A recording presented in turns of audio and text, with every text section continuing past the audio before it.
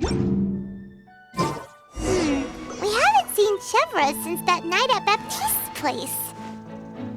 Well, guess there's no point in worrying about it now. Let's go join up with the others.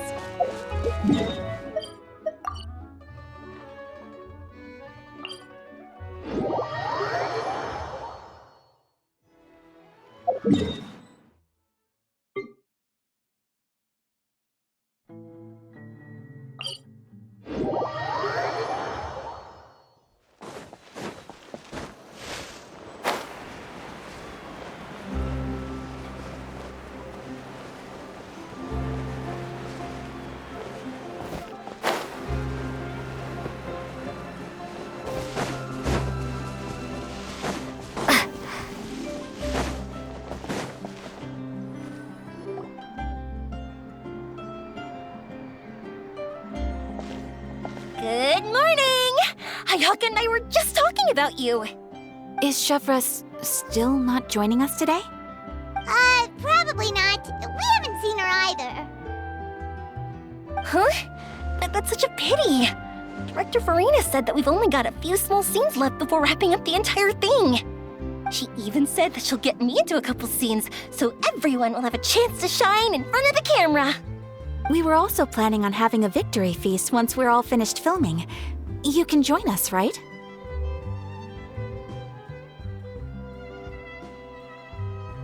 If only Chevros was here. I still haven't taken a photo with her. I'm afraid that can't be helped. Those special patrol folks are like phantoms when they've got a case on their hands. But to be honest, I'm even more concerned by what I read in the Steambird earlier this morning. It said that the killer in the murder case was none other than the author of the Two Musketeers. Oh yeah, I heard about that too. He came forward and confessed his crimes, but gave no explanation as to why he pulled the trigger. We didn't know about this case at all when we joined the film. Is it going to affect the reception of our work? From a pure publicity standpoint, this will draw a lot more attention to our film. I have to say, though, that no director can be perfectly comfortable with garnering attention through means other than artistic skill. To be fair, I feel like that ship sailed the moment you allowed yourself to be named as the director on our posters. It's not my fault that I'm super popular. What was that saying again? My popularity has, Sunk to an all-time low? spread to the four corners of Teyvat.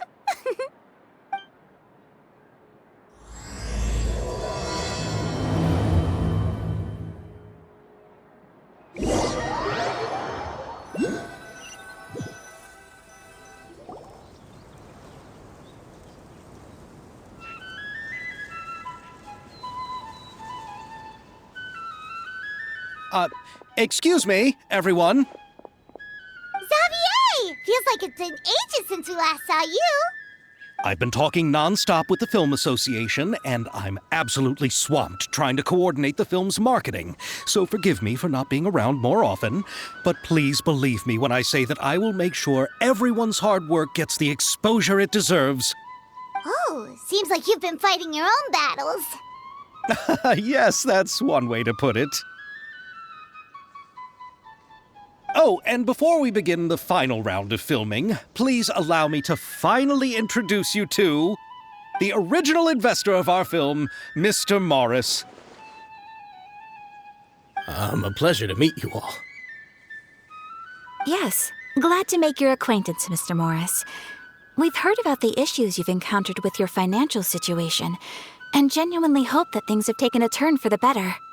Oh, well, the situation has, indeed improved somewhat. Don't worry, Mr. Morris. Accidents and last-minute challenges happen all the time. There's no need to blame yourself over it. The good news is that we're almost done filming now, and I would even say that this is the best story I've ever seen. Is that so? I see, that's great news. All right, now that we've gotten all the pleasantries out of the way, let's get this show on the road. We'll mostly be filming typical people and scenery from the streets today to improve the sense of environmental ambiance in some parts of the film. Oh, and there'll be a cameo for Mr. Kamisato and Miss Yoimiya as well. They'll be used to show outsider perspectives on the fates of the two musketeers. That's right. Ayato should be here any minute. Excellent! Then let's start with the scenery shots. Camera and clapper loader, you're up. Yep, we'll be ready. Remember, all we need are some wide zoom shots of the streets. If you happen to find some particularly lovely patches of flowers and grass, feel free to grab some close-ups of those as well. Ready? Lights! Camera! Action! Okay, now move the camera slowly. Try to focus on that flower. What's wrong? Just adjust the focal length a bit. Something the matter? But wasn't it working fine for all the days before? Veronique, can we try a different camera? No problem. How about this one? All right, let's give it another try. Lights! Camera! Action!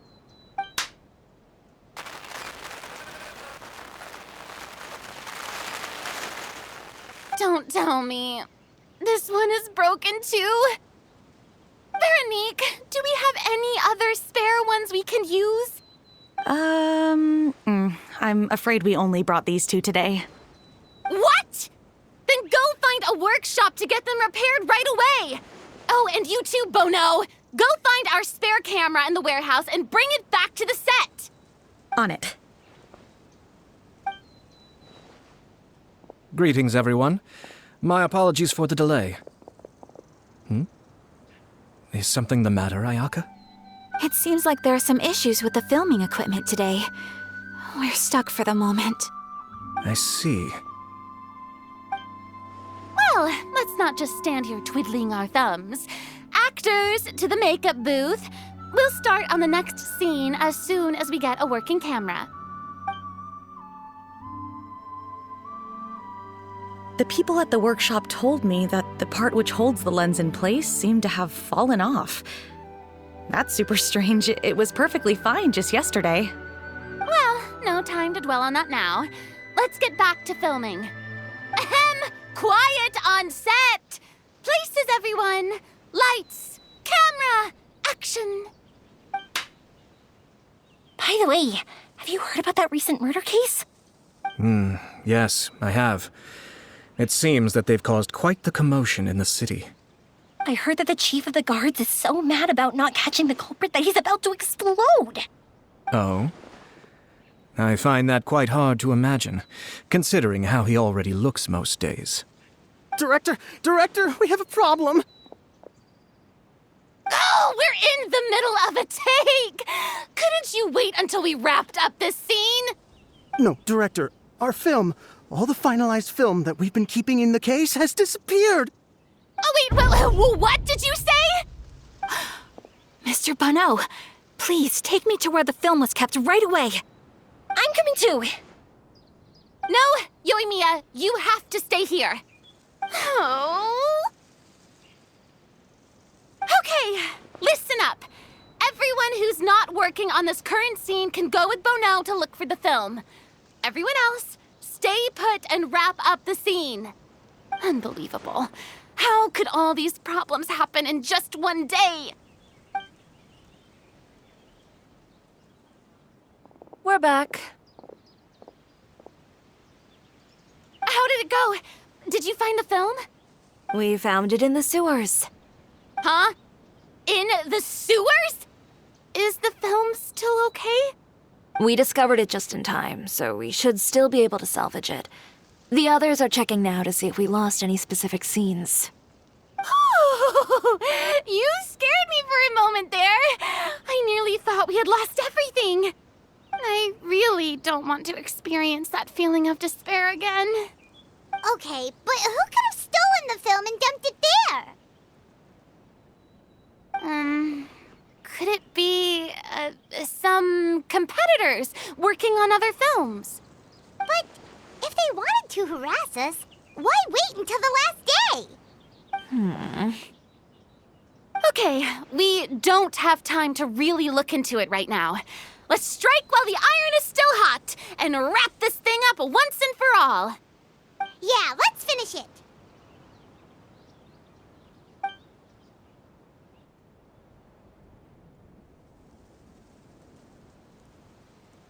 I would like to officially announce that our entry to the festival, The Two Musketeers, has now concluded filming!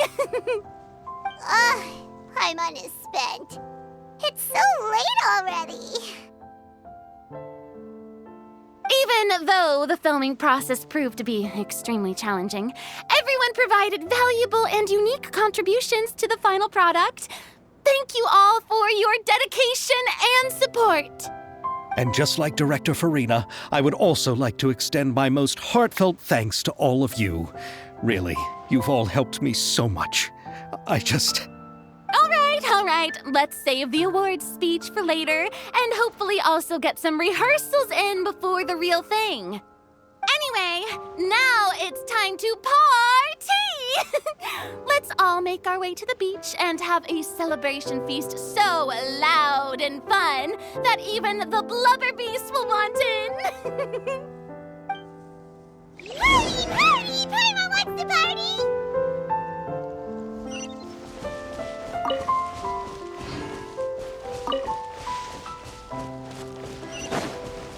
Whoa, this place is hopping. Everyone's finally getting to relax after wrapping up the film. Let's go chat with someone. Have you ever seen a fireworks show, Mr. Morris? It's pretty amazing. I'm afraid I haven't, but I'll take your word for it.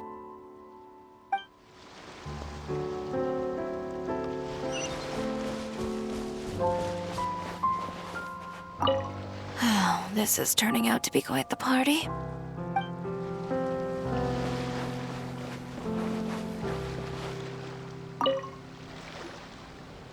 Ayato! How's your work been going? Everything went rather smoothly. Thank you for your concern. Ayato told me that we've already confirmed the dates for some Inazuma Fontaine cultural exchange events. So the next time we visit, we'll be doing so in our capacities as the representatives of the Yashiro Commission. Oh, that's great! Then maybe Paimon will be able to find Fontaine detective novels in Inazuma from now on. Oh, wait. Wouldn't Yae Miko get upset if that happens? That would be stealing some of her business. You've got a point. She's always complaining that light novels have become bland and too predictable after all. The cultural exchange won't only feature literatures of both nations, of course. We have also made plans for cross-cultural engagements in the fields of gourmet cuisine, toy making, and artisan craftsmanship. Whoa! Paimon's getting super excited now! When the time comes, be sure to visit and participate in all the events.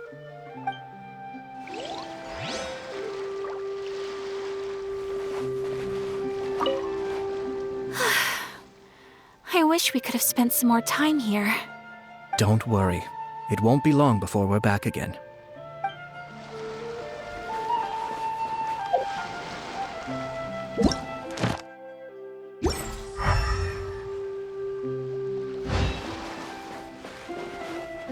I was thinking, if this film turns out to be a success, could I ask the two of you to stay and be a part of my crew? Of course, I'll definitely increase the pay for next time. I'd be more than happy to, Mr. Xavier. Thank you for the offer, Mr. Xavier. But I've made some plans to go on a journey to the other nations once the festival is over. Is that so? Well, then in that case, bon voyage, Miss Veronique. Please feel free to get in touch once you've returned to Fontaine.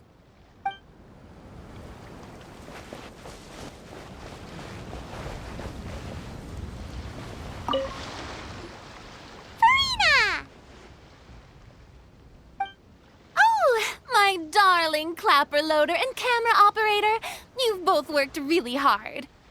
Paimon thinks you worked even harder than us. Honestly, Paimon was getting a little tired of playing with the clapperboard by the end of it. Worst of all, Paimon started having dreams of you shouting, "Lights, camera, action!" into Paimon's ears. The actual dream can't even start until you've yelled that. Hey, if anything, shouldn't I be more grand and delightful in your dreams? We've been through so much together, and that's how your brain remembers me? That's not Paimon's fault. We've just used the clapperboard too much lately. Anyway, what's most important is that we've wrapped the film. I'm pretty confident that we'll take first prize. Hey, no need to mention the official name. Wait, now that you mention it, if we did win the prize, would Farina just get a statue of herself? Come on, I don't need that kind of attention. Xavier can accept the reward on our behalf. But just imagine! Farina accepting the Farina Award and holding a Farina statue.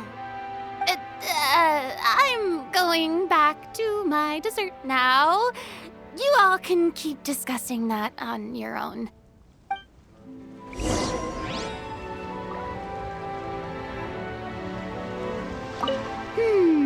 What kind of dessert should I try next?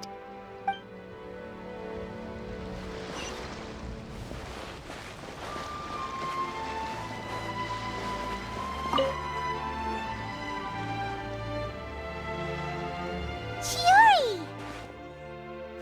Hey, you two. Are you not really into these kinds of big social occasions? Not particularly. But this is still better than Fontaine Fashion Week. But if this film becomes a big hit, people will definitely come flocking to your shop.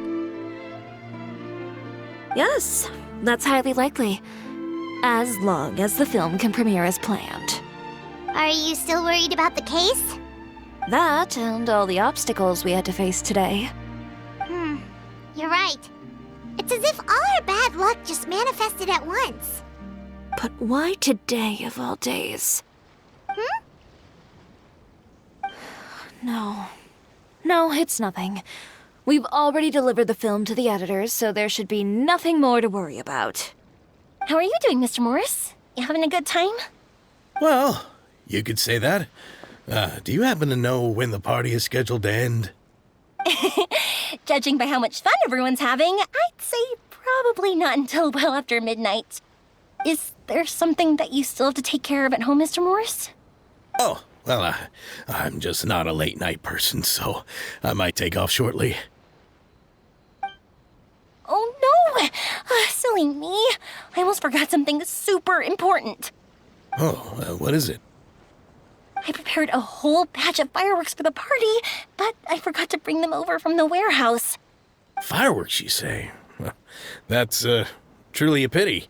Sorry things didn't go as planned. Could you help me carry them over, Mr. Morris? I won't be able to fetch all of them by myself. Me? Are you sure that you can't find anyone else? I just wanted to make this a surprise for everyone. The warehouse isn't far from here. We'll be there in no time. Pretty please, Mr. Morris. These are some of the best fireworks I've ever made. So I also want you to see them before you leave. They're stunning. I promise that they'll be a once-in-a-lifetime experience that you'll never forget. But... It's okay. Just come with me. If we're sneaky enough, nobody else will see us leaving. All right. The warehouse is right over here. I moved the fireworks there in advance, so it shouldn't be too much work bringing them back. It's still a ways away from the party. Sorry about that, Mr. Morris.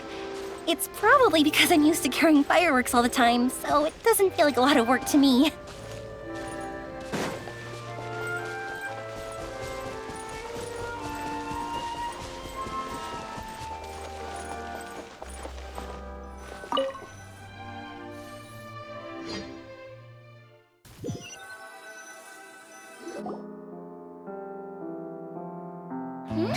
It's dark in here.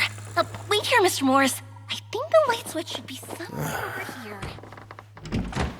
Why did I have to get roped into this? What was that?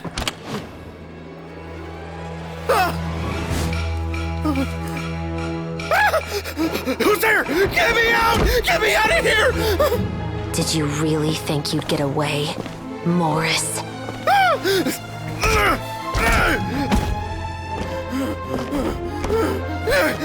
You've got the wrong guy! It wasn't me! I'm not the killer! You know, Eliza died a far more heroic death than this.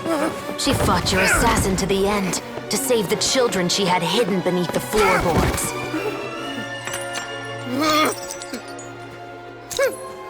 That is Eliza's pendant. The one with a photo of you two inside.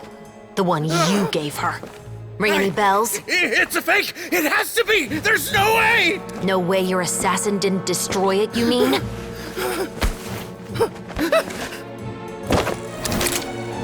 Did you ever love her, Morris? Or was killing her always the plan? No, please. Listen to me. I told Eliza to keep us a secret. I paid her plenty for her silence. I never thought she'd keep the child. Everything was gonna come out, and I had no choice. She forced my hand. No! I'm begging you. I have money. Just name your price, please. You can keep your Mora, and you can go to hell.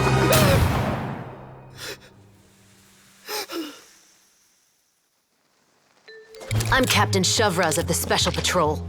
Morris, you're under arrest for Eliza's murder.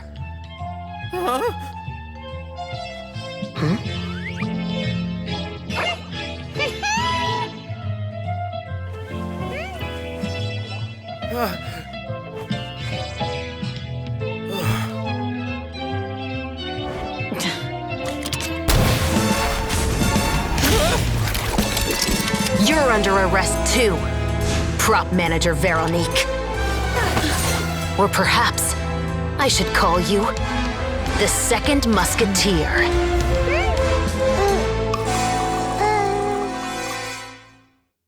Wait, what's going on? This wasn't in the script. Drop the gun, Veronique. Why? Why would you keep me from exacting revenge on this heartless monster? Drop your weapon. This is my final warning.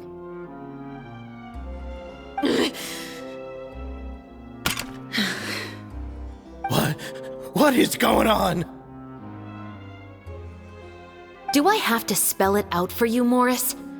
Everything that took place just now was staged to get you to confess the truth. But this last part is all improv, of course.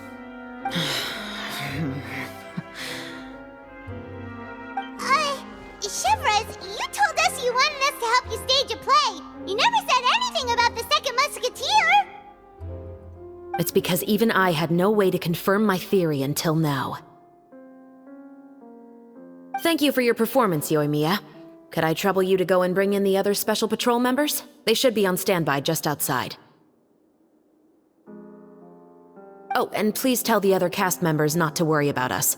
We'll be rejoining them shortly. On it!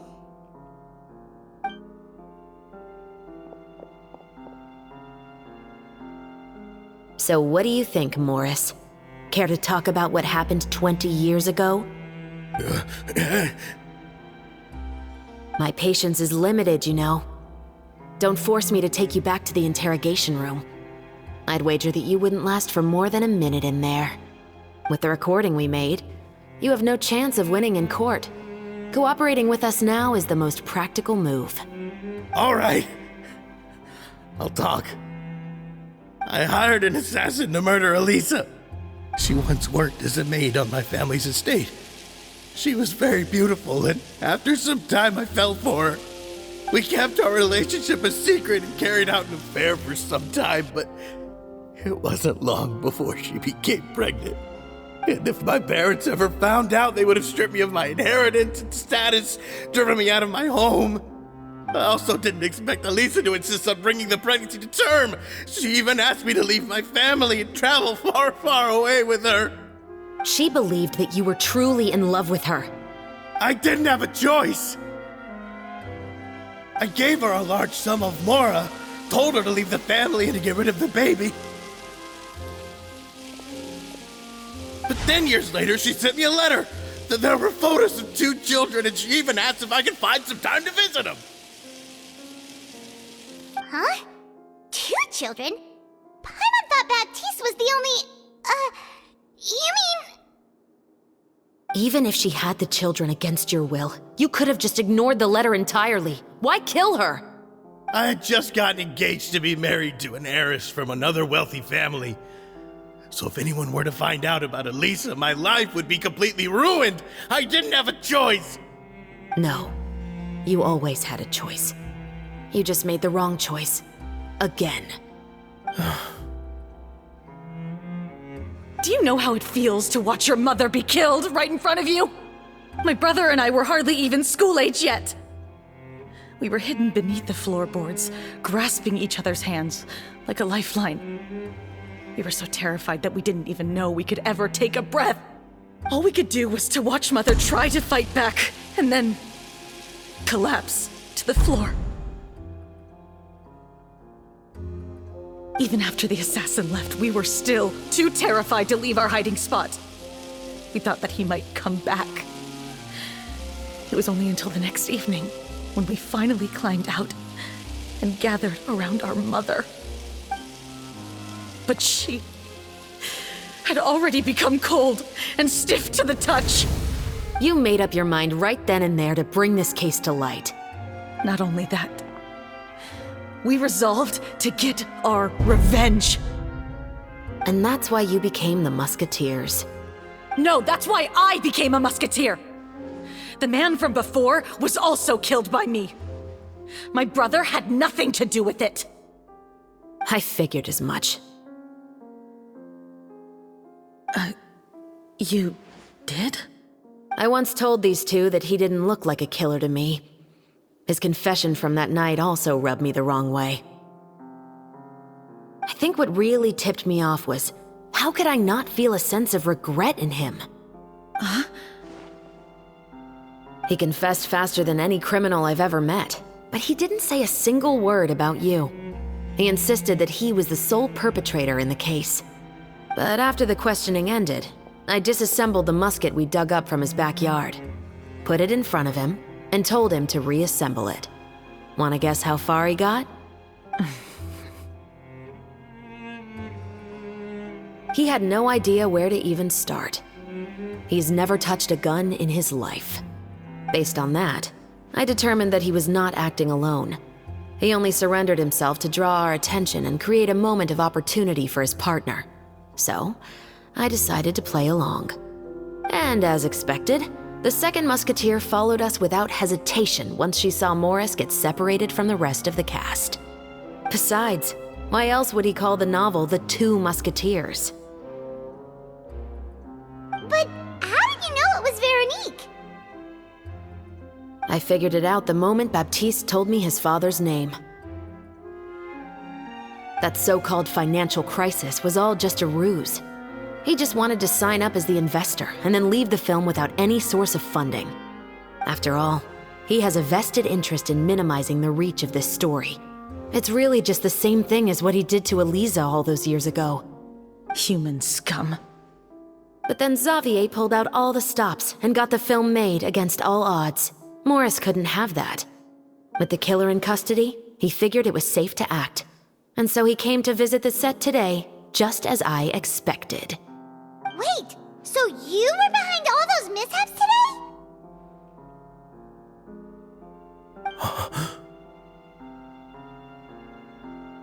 As for the identity of the second musketeer, I assumed they'd probably stay close to Morris and look for an opening. And if they already knew that Morris was the film's investor, then that narrowed the list of potential suspects as well. Furthermore, being the props manager would allow the culprit to avoid scrutiny by purchasing mechanical parts in the name of the crew. With that hypothesis in mind, I went back to check Baptiste's orphanage adoption records. Guess whose name I saw on the same page, just a few lines from his. My brother. He trusted you. As in, he trusted me to perform the deed on his behalf? He trusted you to stand on the side of justice. I am. I thought you could do it as well. Oh, the look on your face when you told him to go to hell. I really thought you'd put a bullet in his brain. You know what he has done. Are you telling me that you'd rather see him spend the rest of his life living like a king in the fortress of Meripede? I will never be able to forget the feeling of my mother's cold, lifeless hands. And you would call this ending fair? Is this what you call justice? I won't lie, Veronique. I did hesitate when your brother first told me about the truth. I wondered. I agonized over whether I should really put a bullet in his head. So why don't you? Because that should never be how justice is carried out in this world. Perhaps, to you, justice is simply reciprocated. An eye for an eye, and a life for a life. But everyone has their own understanding of justice. If everyone were to pursue their own definition of it, there would be no more order in this world. Today, you'll kill Morris, and tomorrow, his children may come for you. The world cannot render judgments based on a desire for revenge.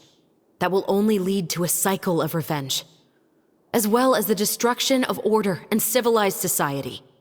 Fontaine is founded on a set of laws and a standardized code of justice.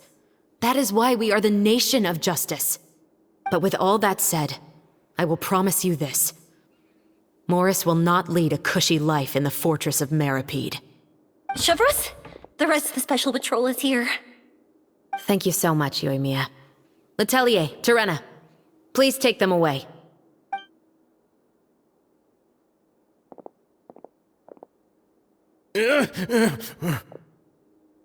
I still can't agree with your reasoning. I know.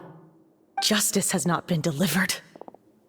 At least, not today.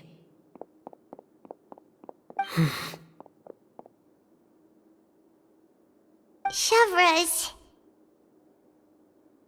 Let's go. We should give an explanation to the crew. Thank you for your concern. I'm fine. I'm just thinking about the things in life that have driven people to take justice into their own hands.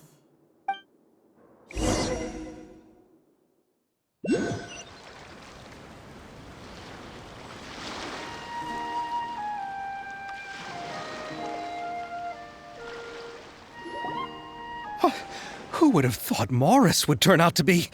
I'm at a loss of words. How could he have done something like this? I'm just glad that you're all safe and sound. Who knew that such a labyrinth of cases would be behind this story? Well, what should we do now? We have a finished film, of course, but should we still go ahead with the premiere? What do you mean? Shouldn't you be even more motivated to spread the word now that you've learned the truth? Chiori is right. I'd also like more people to see this story for themselves. But the real ending of the story seems to have deviated somewhat from the one in the script. Is that still acceptable to you, Miss Chevreuse? The call is yours. We still have time to reshoot an ending if that's what you'd like. No, it's fine as is. I like what we have for the catharsis. Romanticism is what gives works of art their appeal. Fiction is able to explore means of restitution that could never work in real life. Just like the real world, the world of stories also has its own set of rules and justice. These different possibilities are what initially drew me to reading in the first place. Sounds good to me. I support your decision. What about Veronique? Will she be okay? She will soon face her judgment alongside her brother and Morris. If I had to guess, they'll probably all be sent to the fortress of Meripede. I'll make sure to give Risley a heads up about it. Oh, you mean that kind of heads up? Exactly. Ahem. All right, then the matter's settled. Now that everything's been taken care of, there's no reason for us to keep looking all gloomy and grumpy. Let's get back to the feast and enjoy each other's company. We'll be starting the post-production process tomorrow. You should join us, Chevreuse. You missed the first few hours of the party, didn't you? All right. Count me in. Then I'll wait for you over there. There's still some good news that I'd like to share with Chevreuse. Traveler, Paimon, could you wait for me by the sea after the party ends? I'd like to go on a brief walk with the two of you. Thank you very much.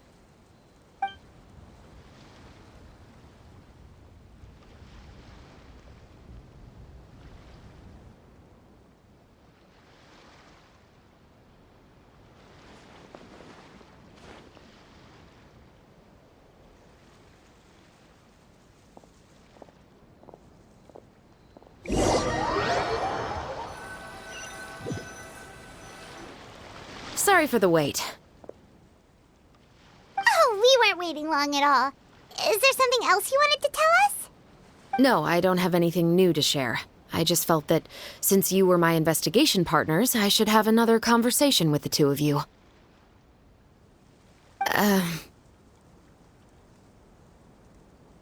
Traveler, how would you have responded to Baptiste's request if you were in my shoes?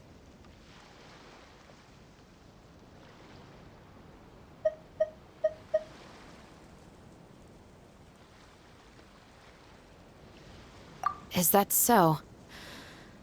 Well, thanks for sharing. When I was young, my father often took me here to swim. We'd come rain or shine, even when it was freezing cold. He told me that swimming was the best activity to train one's strength of will. You could never give up before reaching the shore, especially when the water was cold. Oh? Why's that? Because the moment you give up would be the moment you die. At that point, I still hadn't received my vision. One winter, the chilly wind felt almost like knives on my skin, and the seawater was so frigid that it numbed my toes the moment I stepped in. I cried and begged my father to spare me from having to swim across, but he wouldn't listen. He used to be a member of the Special Patrol as well. You could say it was his way of educating his children. That sounds awful. When he saw that I wouldn't stop crying, he just picked me up and tossed me into the icy water. The bone-chilling cold took away my senses. I couldn't feel anything but fear and rage. I waited for my father to save me, but one look and I knew he'd already started swimming for the opposite shore. I realized that if I were to give up, I really would die right then and there. I used all of my strength to try and catch up to my father. Those few minutes felt longer than my whole life up until that point. I did, however, make it to the other side. I've never felt afraid about anything in my life after that, nor have I ever cried again. That way of teaching would have never worked on Paimon. Yeah, I don't think that was the right method for anyone. It's just that, working now as I am in the pursuit of justice, I still sometimes feel like I've been tossed into that winter sea all over again. The anger and the helplessness. Chevreuse. But the worse I feel, the more I know to never give up. The alternative would be to forever lose myself among the waves. Anyway, how about a race? Neither of us will drown, but we can still see who swims faster. You guys go ahead! Paimon will grab the clapperboard to mark the start of the race.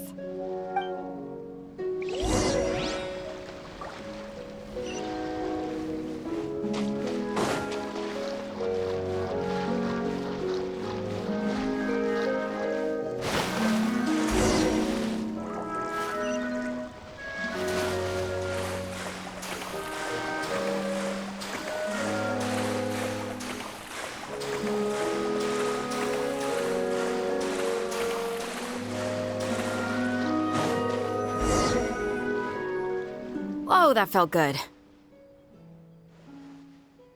You were so fast in the water, Chevreuse.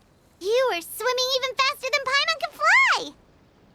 So, about the Special Patrol, did you join because of your dad?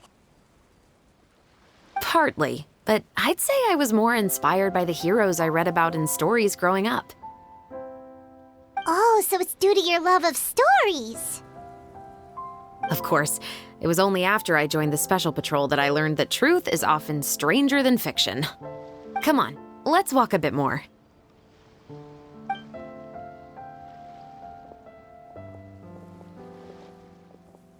To be honest, I do sometimes question whether the decisions I make are the right ones. But I know that no matter what, I must keep swimming. Because the only thing I've got my eyes on is the shore in the distance.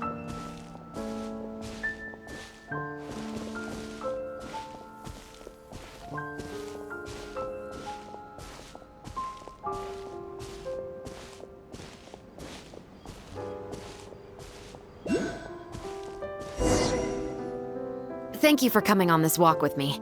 I feel a lot better after getting all that off my chest. Huh. We're nearly back at Baptiste's house. Huh. You're right. I didn't realize we were so close. He really did plant a lot of flowers. It's just like how he described it in the story. Huh? Wait. Paimon, Traveler, look! The rainbow roses in the garden. They're in full bloom now.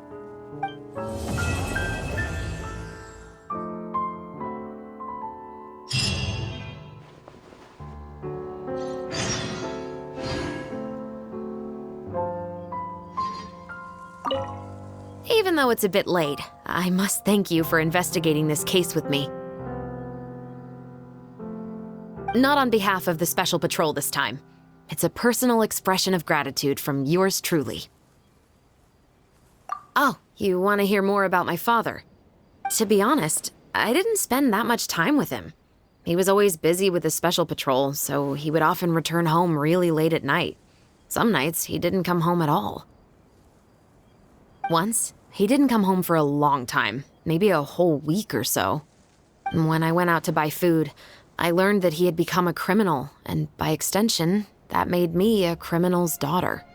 But we can talk about that another day. I actually have a lot of sympathy for Veronique and Baptiste. I can understand the hatred they feel for their father. But that doesn't mean I'll allow them to walk the path of evil, even if it might lead to another sense of justice. Films are different from the real world. They're a form of art and represent the wishes in people's hearts. I adore the Two Musketeers, and I'm very happy to have had the opportunity to act the role as one.